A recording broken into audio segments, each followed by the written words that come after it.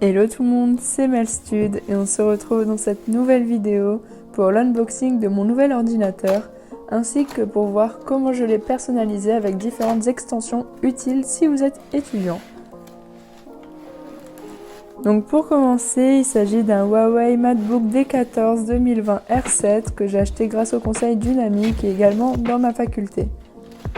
Il me fallait vraiment un nouvel ordinateur car l'ancien convenait vraiment plus à mes études.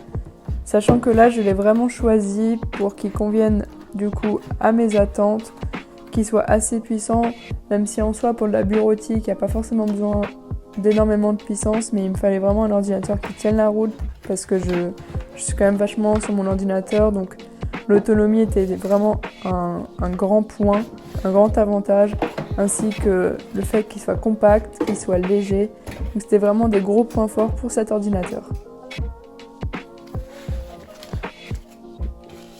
Donc je l'ai acheté chez Boulanger.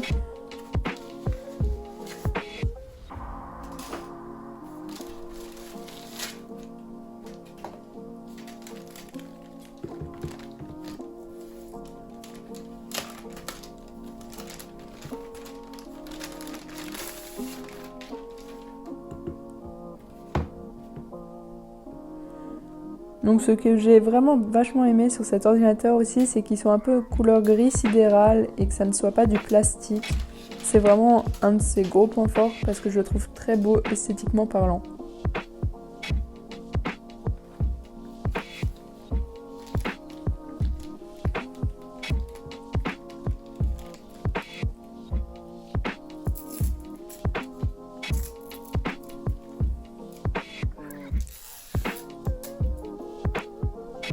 Donc son chargeur, c'est un USB type C.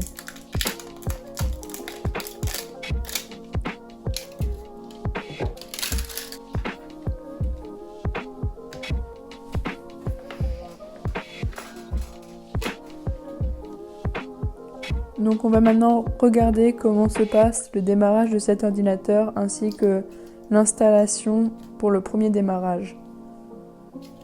Donc je commence par sélectionner la langue, donc moi j'ai choisi du coup le français. Je suis Cortana et Suite à ça, il faut ensuite ajouter son compte Microsoft. Donc si vous avez déjà un ordinateur, vous pouvez utiliser l'ancien compte que vous avez sur votre ancien ordinateur. Ensuite, ce qui est bien sur cet ordinateur, c'est qu'il y a un lecteur d'empreintes pour déverrouiller l'ordinateur qui se situe juste à côté du clavier.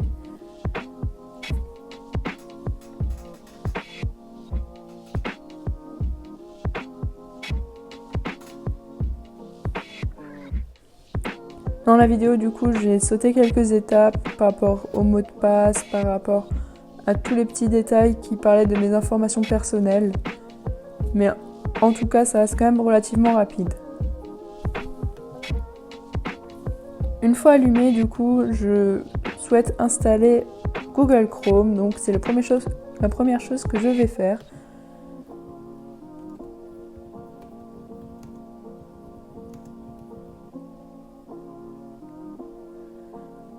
Bon, au début, je galérais un petit peu avec le clavier, avec le pavé tactile, parce que du coup, j'avais pas du tout la même sensibilité sur mon ancien PC. Je vais donc sur le site Google Chrome, télécharger Chrome maintenant.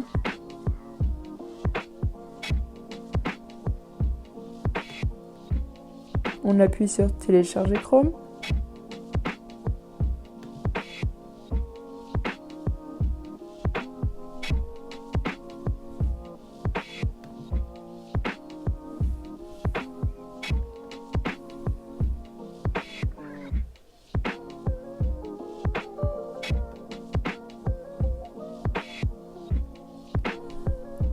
Je souhaitais utiliser Chrome parce que c'est vraiment un moteur de recherche qui m'aide pour installer différentes extensions qui sont vraiment utiles si vous êtes étudiant. Donc on va pouvoir voir ça juste après.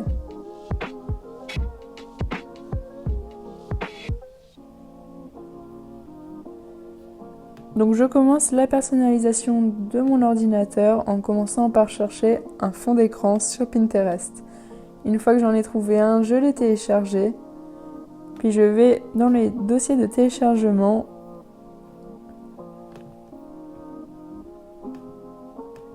et je mets donc le fond d'écran.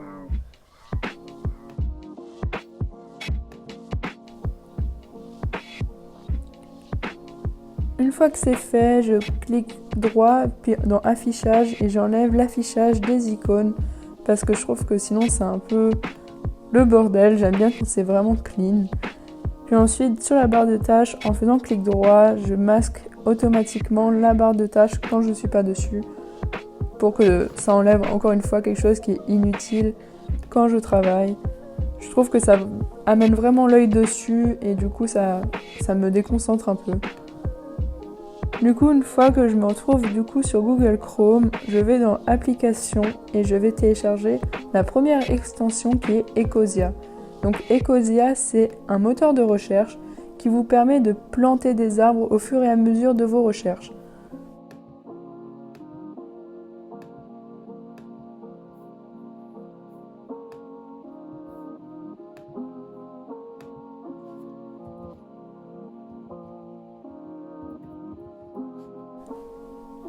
Ensuite, je télécharge l'extension CoFeelings qui est une espèce de mood tracker qui va se retrouver en haut à droite de votre écran. Et quand vous cliquerez dessus, là je vais d'abord commencer par l'épingler. Quand vous cliquerez dessus, vous aurez une petite tasse de café avec quelques couleurs à côté. Donc une couleur présente quand ça va, quand c'est super, quand c'est ok, quand vous êtes triste. Et vous allez pouvoir voir votre mood tracker sur le mois, sur l'année, avec l'évolution de votre humeur chaque jour.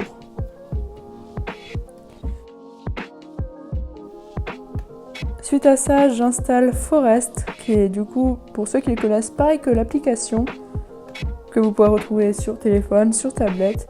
Ça vous permet de mettre un minuteur pour faire pousser des petits arbres et qui vous permet donc de travailler, de voir votre temps de concentration à chaque tâche que vous faites. Sur l'ordinateur, contrairement à sur téléphone, il est gratuit. La quatrième extension est Save to Pocket, qui sert à enregistrer différentes pages, différents articles quand vous en avez besoin.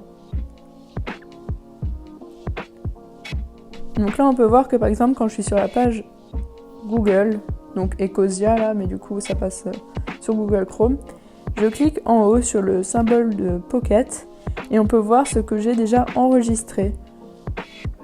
Donc c'est assez pratique si vous avez des recherches à faire pour un exposé, pour votre mémoire. Ça peut vraiment être très utile d'enregistrer tous vos petits articles comme ça. C'est sûr que vous ne le perdez pas. Donc là, c'est un exemple de quelque chose que j'avais enregistré. J'ai cliqué dessus et directement, ça me ramène à la page. Donc maintenant, je vais vous montrer comment enregistrer une page quand vous en avez besoin. Donc là, c'est un exemple. Je vais sur Wikipédia et je vais prendre la première page qui me tombe sous la main, comme si c'était une page qui m'intéressait et que j'en avais besoin, que j'avais besoin de la garder, de pouvoir y retourner plus tard. Et je clique juste sur le bouton Pocket en haut. Et après, je peux rajouter un tag pour qu'elle soit dans une liste ou alors je peux la supprimer si c'était juste par erreur.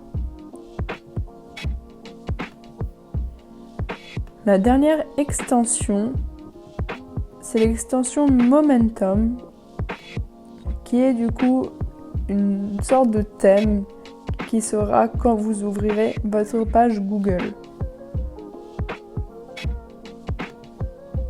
Donc c'est le premier.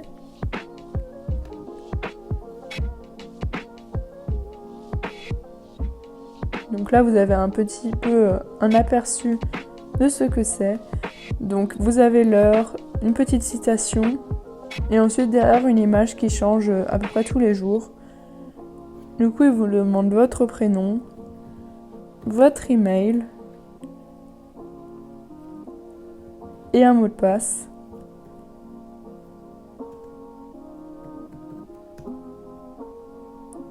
Donc voilà, à chaque fois au début de la journée, ça vous demandera votre objectif de la journée. En haut, vous pouvez voir la température, vous pouvez choisir votre localisation. Donc pour moi, ce sera Strasbourg.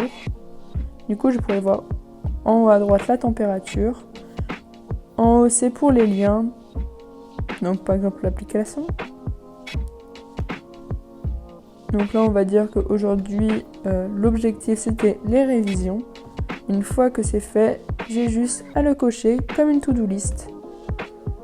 Et en parlant de to-do list, en bas à droite, il y a le petit to-do qui est écrit. Cliquez dessus, du coup, vous pouvez faire votre to-do list de choses à faire. Et ça se mettra directement dans cette to-do, ça va se sauvegarder. Et vous pouvez y revenir dans la journée ou dans la semaine, quand vous voulez. Et du coup, ça va ensuite se mettre.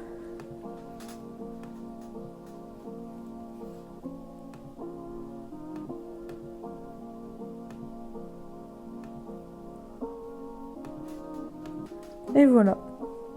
J'espère que cette vidéo vous a plu et à bientôt pour une nouvelle vidéo.